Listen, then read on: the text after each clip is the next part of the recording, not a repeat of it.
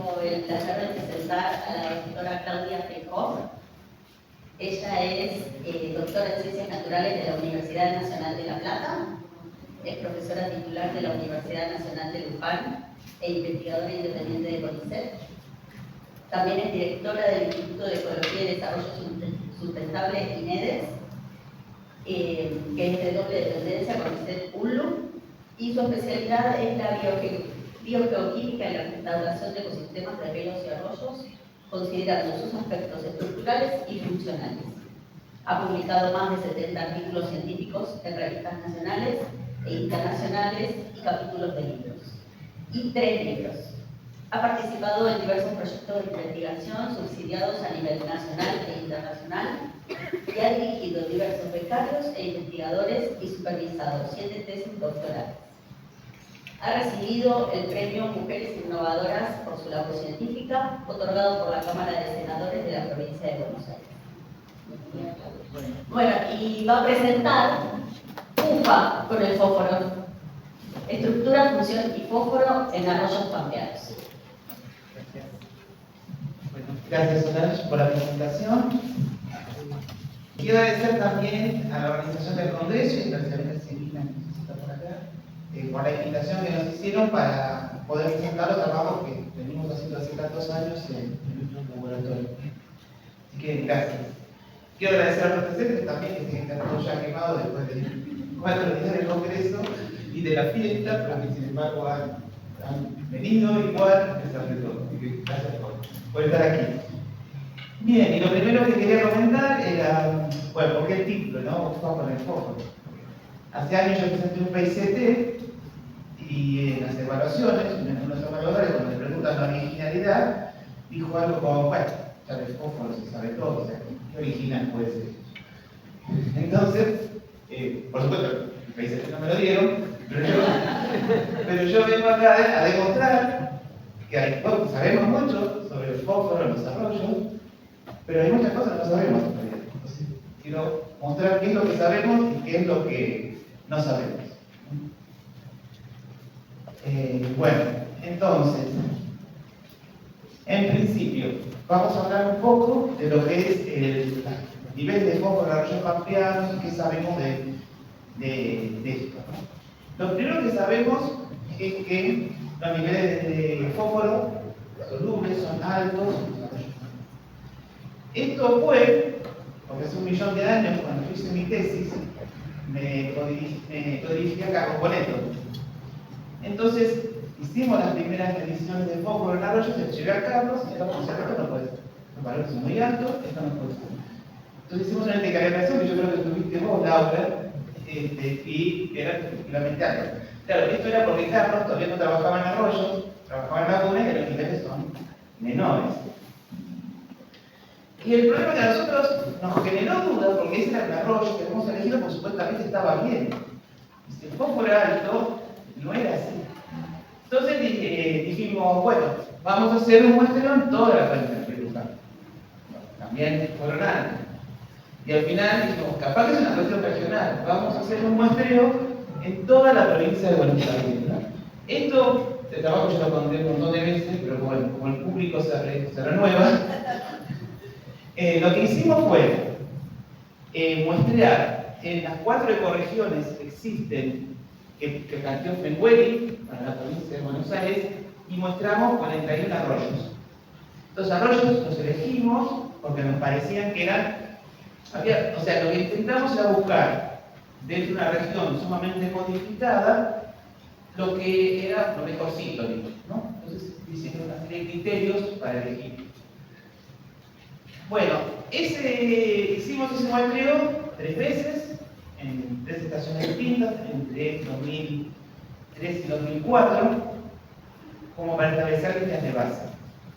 Luego, 10 años después, lo volvimos a repetir para ver si había habido cambios. Y ahora lo volvemos a iniciar. Vamos a hacerlo 20 años, después ya no cuenten conmigo, ¿no? Pero vamos a hacerlo 20 años, digamos, de evolución de las variables, los nutrientes, invertebrados, macrófitas en estos arroyos. Bien, y estos son datos de mayo ¿no? De 2003, de 2014 y de 2025.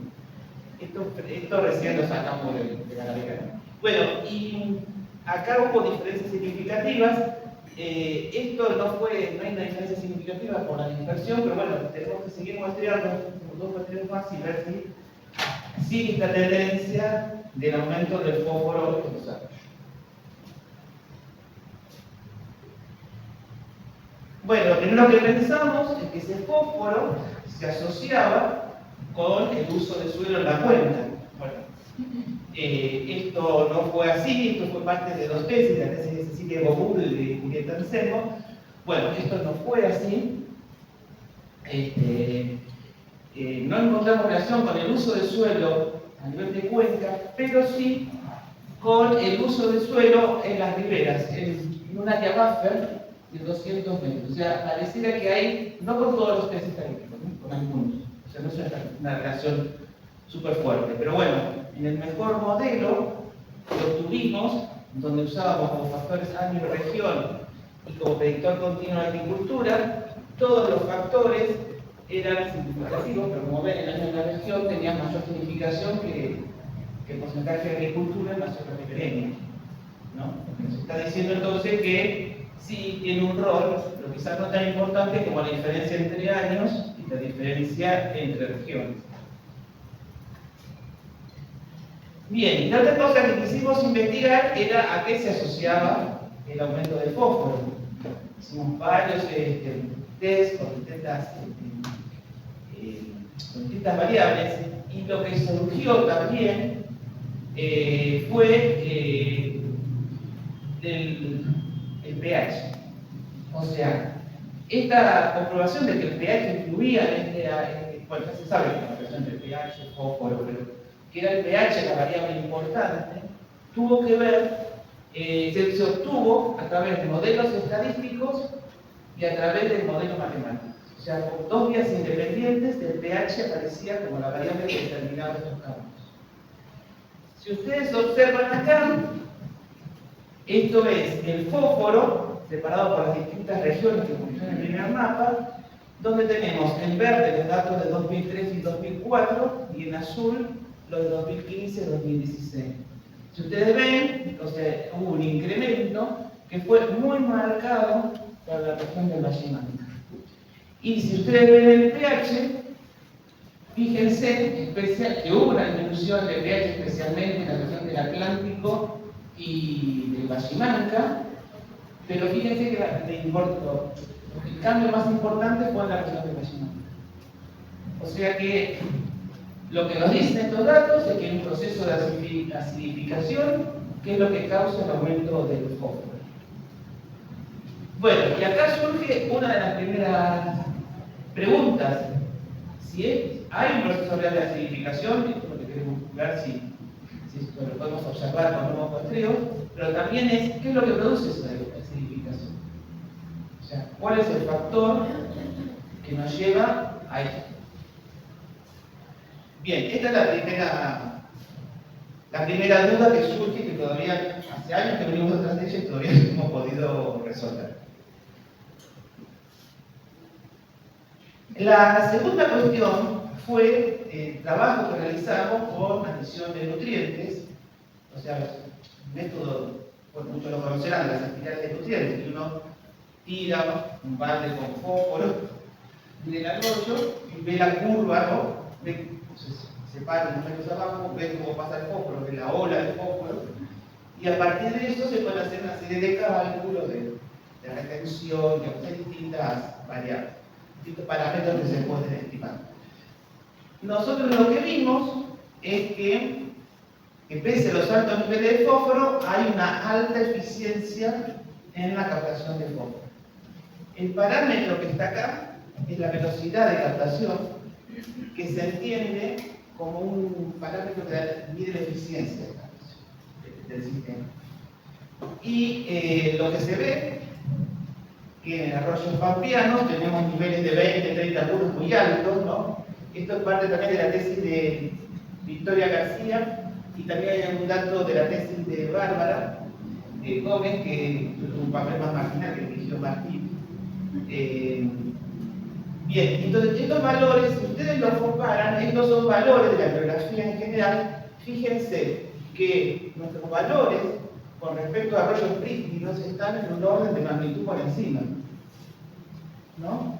Y en el caso de San Francisco, que es el arroyo de la Baja Bárbara, que es un arroyo que está degradado, ¿no?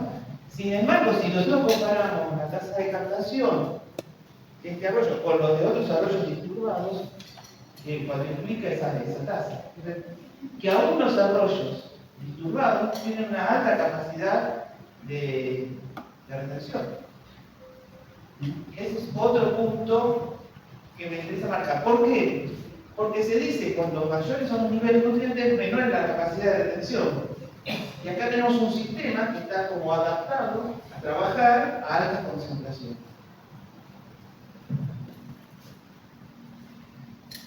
Y la otra cuestión es que no se observan signos de saturación de esta captación.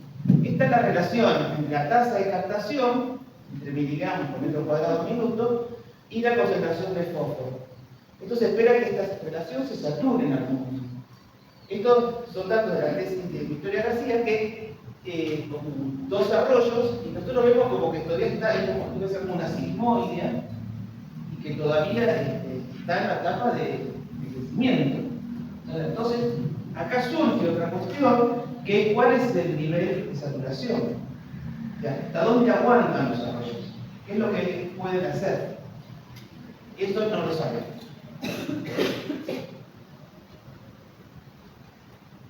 Bien, otro trabajo también, que también fue parte de la tesis de Cecilia, es lo que hicimos con un balance de masas. Entonces, tomamos este arroyo, desde la conjunción de dos tributarios hasta un punto que estaba un poco más de 2 kilómetros aguas abajo, y lo que medimos eran las entradas, no solo del agua, que veían los tributarios, sino del freático, de correntía superficial, subsuperficial, y veíamos las salidas, hacíamos un balance de masas.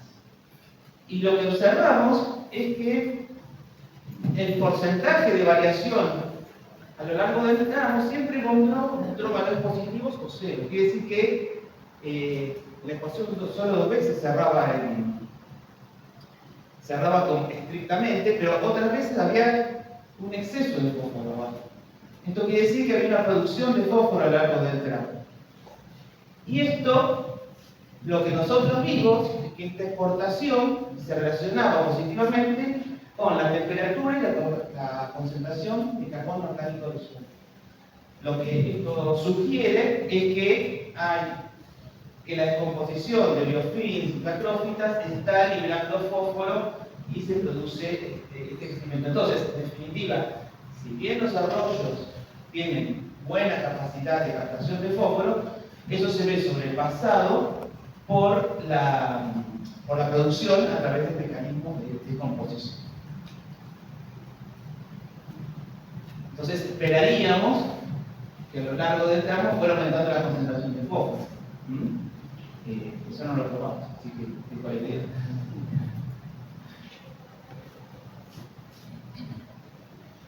Bien, esa es la primera parte respecto a la concentración de fósforo, un poco el ciclo del fósforo en los arroyos. La segunda cuestión que hemos abordado es la influencia de la estructura de las comunidades fluviales sobre la captación de fósforo. O sea, cuando hablo de estructura de comunidades fluviales, hablo de diversidad de comportamientos basales o de plantas acuáticas que tengan similar o distinta estructura de arquitectura, ¿no? La arquitectura de la zona. Entonces, estos experimentos se hicieron en canales. Entonces, este sistema, con mucho trabajo, lo hizo Adonis en su laboratorio, un sistema de canales donde se cicla el agua, y uno puede poner ahí que planta, lo que quiera, con la concentración de fósforo que desee. Nosotros usamos agua de un arroyo que tiene bajo nivel de fósforo, entonces podemos manipular la concentración de fósforo a Michele.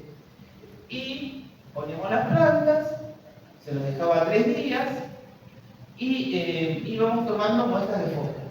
Entonces, la disminución del fósforo el canal en el tiempo, nos da una tasa que se estandarizaba por la biomasa de las plantas. Y además de eso, medíamos la complejidad de la estructura de las macrófilas, o sea, la complejidad de la arquitectura con la dimensión fractal. Grafiaban y estimaban la dimensión fractal. Y estimaban la tasa de fósforo. En uno de los experimentos esto no fue posible, ya después voy a explicar por qué. Entonces hicimos el microcopo, que en realidad es un frasco, y hicimos experimentos más cortos, es decir, recirculación, menudos en escama, y un experimento que duró unas pocas horas. Entonces aquí hicimos varios experimentos. En el primer experimento, lo que analizamos es la influencia de distintas comunidades en la captación de fósforo. Eso se hizo en canales, y entonces teníamos un tratamiento con agua, un tratamiento con plantas a las que las limpiamos, de forma de sacar lo que pudimos el biofilm, otras con plantas sin tocar, o sea que estaba la macrófita con el biofilm, y otras con macrófitas, biofilm y sedimentos que habíamos traído del campo. O sea, y lo que observamos, en este caso, en la tasa de captación, era que la macrófita con el fito tenía como una mayor captación. Estas diferencias no son significativas, no entendemos, por la dispersión. Pero, contrariamente a lo que esperábamos, la presencia del ventos disminuye la captación. O sea que ahí hay procesos, hay procesos que no sabemos cuáles son, o sea, hay migración de fósforo del sedimento, que tienen que ver, yo no creo que con la cuestión biológica, sino más de absorción, físico-química, pero bueno, el rol del sedimento, digamos, esa es otra pregunta que tenemos, sigue siendo difícil de determinar, ¿no? La cantidad de cosas que hay en juego en el sedimento. O sea, está el biofilm, está un proceso de absorción, bueno. Entonces todavía no tenemos bien claro cuál es el rol de los sedimentos. En otro experimento, también en canales, lo que quisimos probar o analizar era si la presencia de varias especies aumentaba la captación de fósforo. Entonces acá, para sacar de lado el factor estructura de las plantas, pusimos dos plantas que tenían igual complejidad o similar complejidad. Pusimos Escherichia densa y Escherichia industrial. Entonces un tratamiento era agua, el otro Escherichia, el otro Tuqueña, y luego una combinación de Escherichia y Tuqueña, ¿no? Siempre con los mismos pesos frescos, igual después se estandarizaron. Y lo que vimos es que, primero, como esperábamos, no había diferencias entre los tratamientos en la dimensión fractal, o sea, en la complejidad, que era lo que buscábamos. Y después vimos que tampoco había diferencias en las tasas de captación. O sea, que plantas que eran similares como que actuaban similares. Entonces, no hay un efecto de complementariedad funcional, por lo menos para estas especies, ¿no? O sea, eso no parece un factor importante, que haya más especies no necesariamente aumentaría la captación. En otro experimento, sí, ya nos metimos en la estructura de las plantas. Usamos plantas de distinta complejidad estructural. Entonces usamos un control, un tratamiento con Ceratophyllum, un tratamiento con Escherichia y un tratamiento con Elodea. Y medimos la dimensión fractal.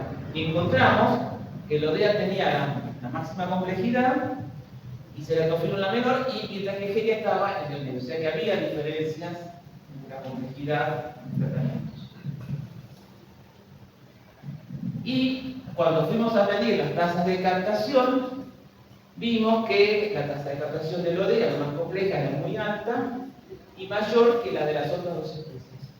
O sea que la complejidad parece tener un rol importante en la captación. Mucho más importante, digamos, que la presencia de diferentes especies. Y finalmente, bueno, siguiendo con esto, dijimos, ¿y qué pasa si una misma especie la simplificamos? Tenemos la misma especie en su estado natural y la misma especie simple. Y entonces hicimos un experimento con el ODEA, donde teníamos el tratamiento. Esto sí lo tuvimos que hacer en un frasco, porque sacarle los pesticidas a la pilotera era un trabajo de lejos, digamos. Nos llevó 2 horas preparar los frasquitos. Y lo que hacíamos era sacarle verticilos intermedios a la planta para simplificar. Y entonces acá vimos la dimensión fractal diferente, que más es la ODEA completa y esta menos de la que simplificamos. O sea, hubo diferencias en la complejidad. Y esto se reflejó en las tasas de captación. O sea, la planta entera tuvo mayor tasa de captación que la planta sencilla. Entonces, lo que parece es que hay la estructura de las plantas, la complejidad estructural, la arquitectura, juega un rol importante en el proyecto.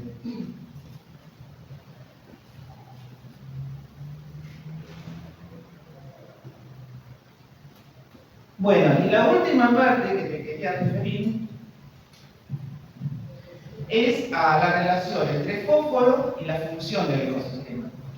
Y en particular me quería referir a el metabolismo fluvial, ¿no? ¿Qué relación hay entre el fósforo? O sea, ¿qué efectos tiene el fósforo sobre el metabolismo? Y acá entonces lo que quiero presentar es una serie de trabajos todos distintos, donde fuimos viendo esto. El primer trabajo fue esta tesis de Victoria García que hicimos las adiciones de nutrientes. ¿Se acuerdan? Con el fósforo, medíamos cuánto tardaba la encima, en el que hay distintos indicadores de eso. Bueno, uno es la longitud de la retención, o sea, el SW, cuántos metros hacen falta para que el fósforo que yo tomo sea captado. Entonces, una mayor longitud lo que nos dice que el sistema es menos eficiente, necesitan más metros para captar. Entonces, en estos dos arroyos de la cruz y las flores, hicimos distintas mediciones y calculamos el metabolismo fluvial con el método abierto, ¿no? O sea, el metabolismo del ecosistema. Y lo que vimos fue que si el sistema era más autotrófico, tendía a aumentar la distancia de captación. O sea, que si el sistema era más autotrófico, captaba menos. Esto va contra todo lo que nosotros pensamos, ¿no? Y que era más eficiente cuando el sistema era heterotrófico. Si usamos otro parámetro que es la tasa de captación, ¿no? Una alta tasa de captación significa que el sistema capta mucho fósforo. Vemos también que los mayores valores eran cuando el sistema era heterotrófico y que cuando el sistema era autotrófico los valores eran muy bajos. O sea, está diciendo esto, que el fósforo estimularía el metabolismo heterotrófico, no el autotrófico. Y uno tiende a pensar, si es un sistema abierto, con un montón de radiación, donde los productores pueden desarrollarse mejor, ¿por qué dice esto? Y sí, lo que vimos también que, porque también habíamos hecho cámaras, sabíamos un poco del metabolismo de los distintos compartimentos, esto tenía que ver con el biofilm epifítico. O sea que donde parece que más actuaba este proceso era cuando más heterotrófico era el biofilm.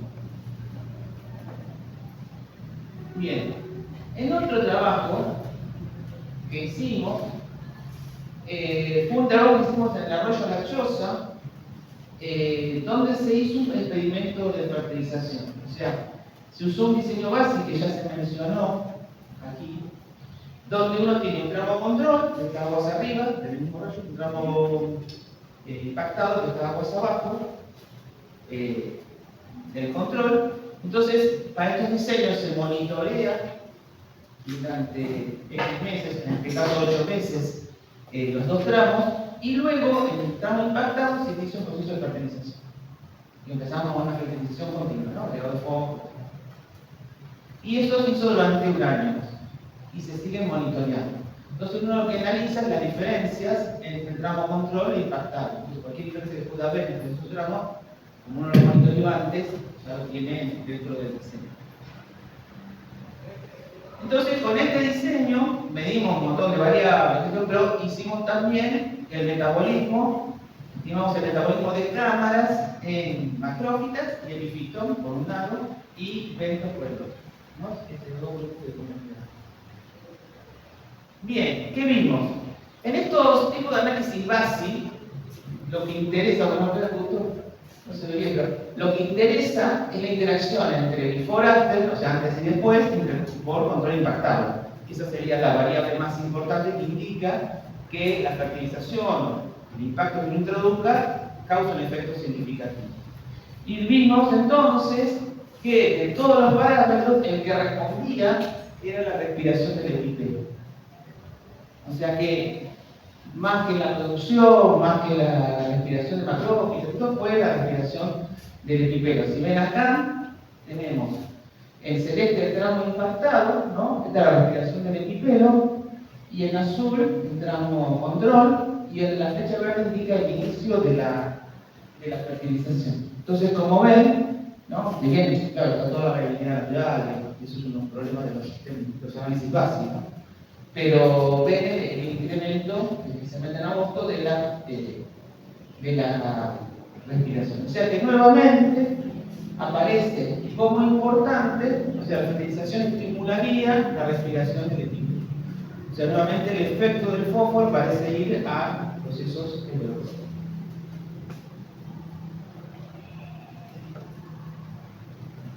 Bien, y en el último, esto es otro experimento que hicimos, pero para otra cosa, digamos, pero bueno, salieron resultados que abonan un poco esta teoría. A nosotros nos interesaba ver, comparar en dos biofilms, el epifito y el epitelo, el tónico, cuáles eran las fuentes de carbono que preferían, o sea, que respiraban. Entonces, para eso se usó una técnica que es la del resazulín, que es una sustancia que en condiciones, cuando disminuye el oxígeno, se transforma en resazulín. Y esa transformación es irreversible. Y entonces uno puede medir la tasa de cambio de resazulín como una estima de la actividad respiratoria. No se puede comparar con la respiración como uno lo mide tradicionalmente por la actividad respiratoria en unidad de resolución, pero sí el método es muy sensible y permite ver cuánto se respiró en el ciclo. Entonces, nuestro diseño teníamos agua, o sea, distintas fuentes de carbono orgánico disuelto, teníamos agua de arroyo y luego teníamos lixiviados de una alga filamentosa, de una planta macrófita sumergida, de una macrófita emergente y del pasto que rodea la zona ribereña, como para ver las distintas fuentes que estaban disponibles para los biofilms de este tipo de arroyo. Y entonces se ponía en cada frasco uno de estas fuentes de carbono y en un caso poníamos un inóculo de epifito y en otro caso un inóculo de elementos del biofilm benthico, ¿no? Y bueno, se inicia el experimento, digamos, unos pocos se dejan 2 o 3 horas y se mide entonces la transformación. Se la agrega atrás y a partir de ahí se mide la transformación.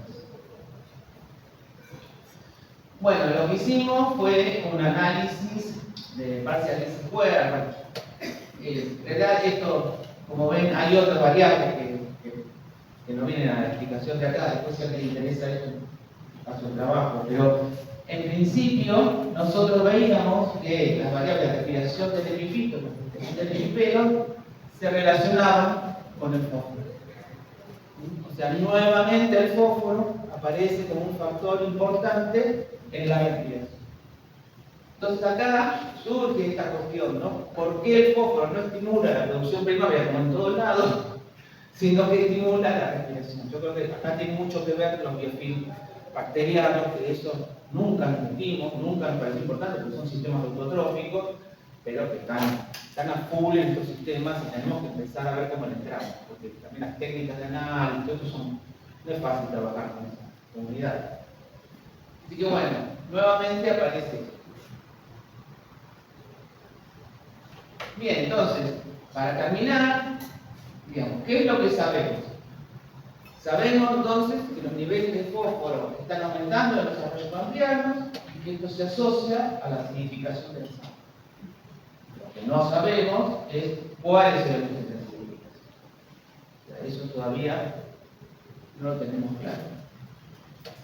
Sabemos que el proceso de captación de fósforo no está saturado, pero no sabemos cuándo se satura. Esto en términos de conservación del sistema es importante, ¿no? Hasta dónde aguanta el sistema, el agregado del fósforo. Bueno, bien, tendríamos que determinar, no digo para todos los errores, pero tener una idea de los niveles. Sabemos que la heterogeneidad ambiental, ya sea en cantidad de comunidades o en la estructura de las comunidades, arquitectura de las comunidades, cómo ocupan el espacio, favorece la captación de fósforo.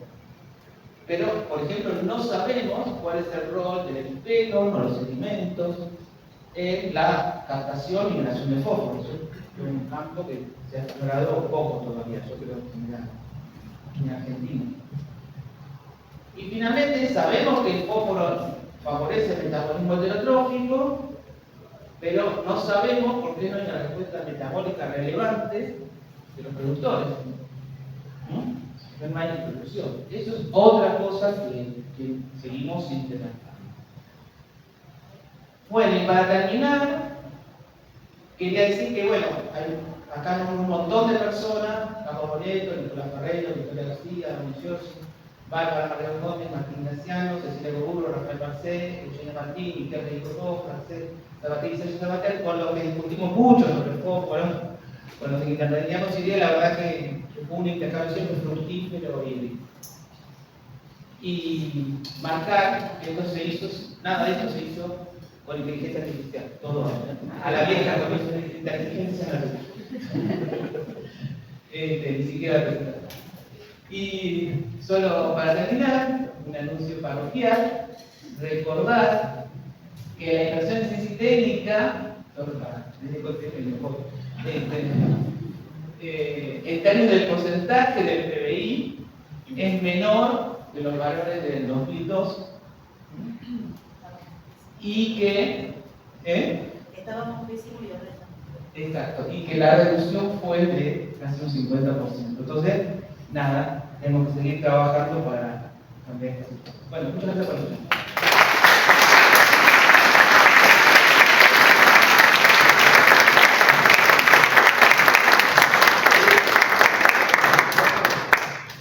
Bueno, ¿preguntas?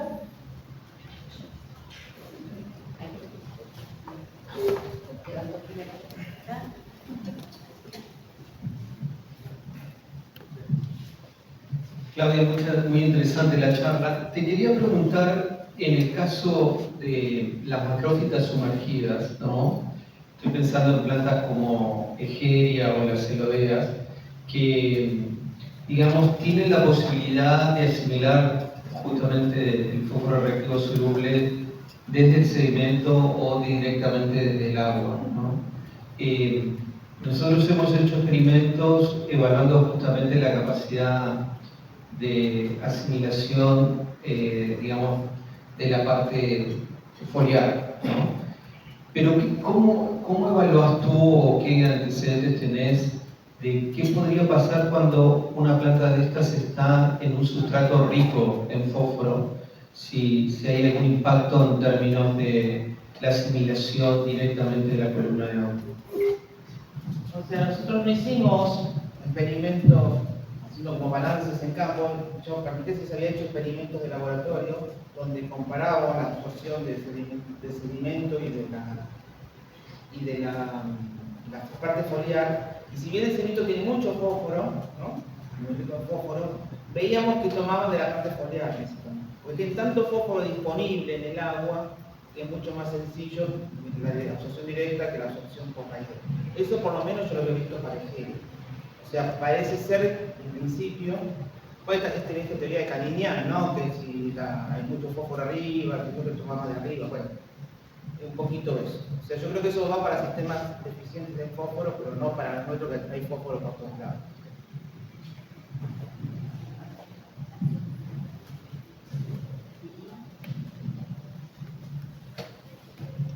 Gracias, Claudia. Sí, muy interesante. No, que quería, bueno, lo comentaste como hacia el final, ¿no? Yo estaba pensando todo el tiempo en esto, tema de que responde más al tema de la heterotropía y todo eso. Y creo que, bueno, y también esta complejidad de las plantas que son más complejas, que son como más eficientes y todo eso, yo creo que el biofilm bacteriano ahí es súper importante, ¿no? Y capaz que solo, digamos, sé que es complicado trabajar con las bacterias y todo eso, pero por ahí, no sé si con experimentos así de simplemente de recuento de bacterias, ¿no? Heterotróficas, a lo mejor con citometría o con, yo digo, por ahí, o con inflorescencia, pero creo que ahí está como un poco la clave, ¿no? O sea, ¿vos qué pensás? No, totalmente de acuerdo. O sea, en realidad nosotros no nos esperábamos. Entonces, era como que la bacteria, bueno, no importa.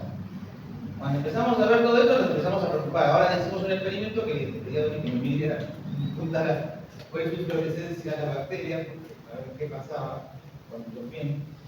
Y también, ahora hicimos un citómetro. Pero claro, tenemos que empezar con eso. O sea, hay que empezar hasta con la canalización genómica.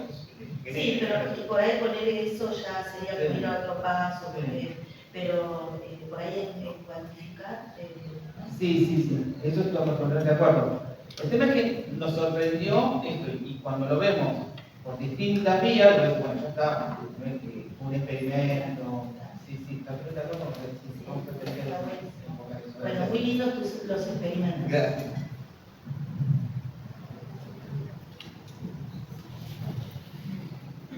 Gracias por tu interesantísima exposición. Yo encuentro algunas cosas que son especialmente de utilidad directa, como el hecho de la franja de 200 metros, los cultivos de 200 metros que están afectando el balance del fósforo. Y eso es una pauta de manejo de cuencas, es muy interesante. La otra cosa que señalo de tu exposición es la relación entre la caída del pH y el fósforo, ¿no es cierto? Y a su vez de la influencia de la materia orgánica, de la COD. Bueno, entonces la pregunta es, ¿no tendrá que ver con el periodo de inundación de los arroyos? Yo no sé cuándo tomaron ustedes las muestras, porque quizás durante la fase de inundación los arroyos, el agua se dispersa en una superficie que está muy vegetada en esos arroyos. Entonces eso podría estar influyendo, ¿no es cierto?, en esa caída del pH y aumento de la COD. Sí, en el caso de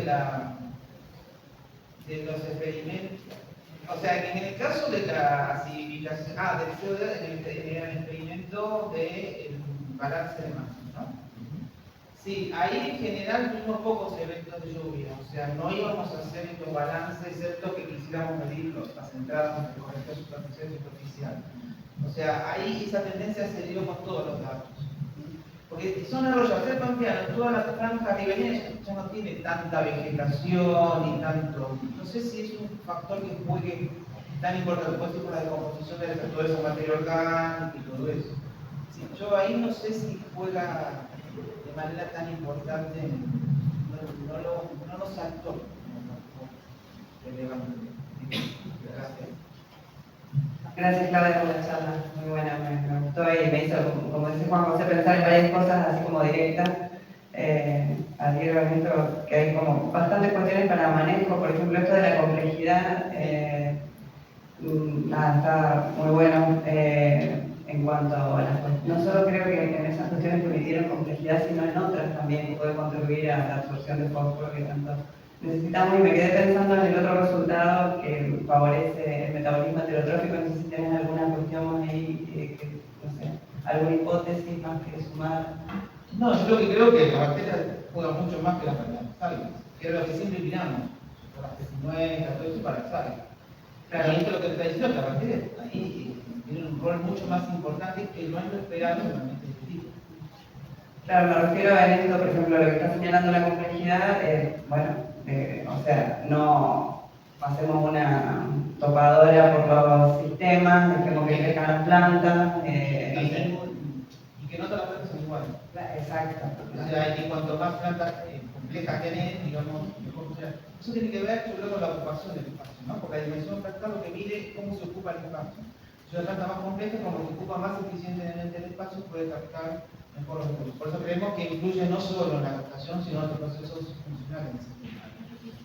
Y me pregunto si no tendrá directa relación con el tema de las bacterias. A eso digo justo. Me parece que esa complejidad también puede estar aumentando. Porque tenés más superficie. Exacto. Como tenés mucha más superficie y el clorofilo es mucho más. Claro, es como el árbol que pone las hojas y se va aprovechando mejor la radiación, y eso pasa con la planta. Lo que sí observamos, porque se hizo un trabajo en la tesis de Nicolás Ferreiro con invertebrados, ¿no? Veía los invertebrados que había en plantas de distinta complejidad. Y lo que él vio es que no era que tanto aumentaba la diversidad, como dicen muchos, como pasa en otros sistemas, sino que parecían más bichos chicos. O sea, esa complejidad ofrecía sustancias más bichos chicos. Entonces entiendo que quizás también regule de alguna forma, porque no había invertido para buscar cambiando de bacterias. Eso habría que analizar.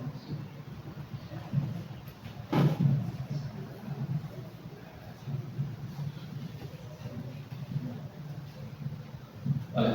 Bueno, buen día, Claudia, gracias por la presentación, muy buenos trabajos. No, bueno, un poco, primero quiero hacer una pregunta, pero aporto tal vez al tema de la discusión de las bacterias que en la choza hicimos, no sé si recordás en el epipelo, densidad total, y sí, evidentemente la comunidad bacteriana aumentaba con el fósforo en cantidad. La pregunta que nos quedó de ese estudio era ¿por qué está pasando eso en la comunidad bacteriana y no en la autotrófica? O sea, ¿por qué están limitadas por fósforo las bacterias, pero no están limitadas por fósforo las algas? ¿No? Veo una cosa rara que está pasando trófica ahí abajo. Pero la pregunta que te quería hacer tiene que ver con la significación en realidad. Sé que exploraron a la acacia negra como fuente de materia orgánica que acidificaba el agua en algún momento, grupo. No sé a qué conclusión llegaron con eso, o si puede ser una posible fuente de acidificación en los arroyos. Gracias. En principio, nuestro trabajo es un arroyo sin acacia. No sé, Caro había trabajado con la acacia. No había relación con el pH. No encontraron. Pero nosotros igual trabajamos en ambientes, como buscamos ambientes más o menos bien, buscamos ambientes de la acacia. Sí, el ambiente, tenemos ambientes. Porque no es clara la relación de glifosato y pH. Pero sí, que hay una acidificación de glifosato. O liberación de fósforo. Claudia, bueno, felicitarlos porque hermoso todo lo que presentaron en la pie de trabajo, que sin lugar a dudas sirven como para seguir avanzando. Consultarte a ver si en alguna oportunidad tuviste la posibilidad de hacer estos cruces con la relación nitrógeno-fósforo, porque teniendo en cuenta que por ahí esas son variaciones que se están dando en los sistemas y que nosotros también las hemos encontrado, que en los casos en que disminuye mucho el nitrógeno, encontramos un biofilm mucho más heterotrófico. Particularmente en la choza también tenemos una publicación de eso, que la comunidad de diatomeas aumentó muchísimo la fracción de las especies que eran nitrógeno heterotróficas facultativas o obligadas. Entonces, yo creo que también ahí tenemos que tener un poquito el ojo en esos resultados, sobre todo porque creo recordar que en una de las presentaciones mencionaste que estaban viendo un incremento en el nitrógeno de los arroyos pampeanos. No sé si... Porque nosotros en muchos experimentos tenemos problemas de desnitrificación y ahí nos empiezan a aparecer resultados de biofilmas heterotróficos. Entonces, viendo un poco el balance, a ver si no tiene una relación con esto que están viendo.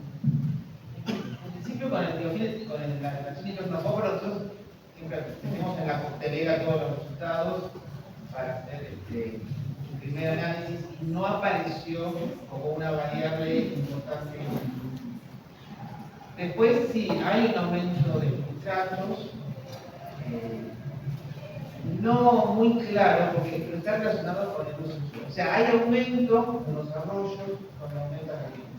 Bueno, una relación reconocida y eso se ve.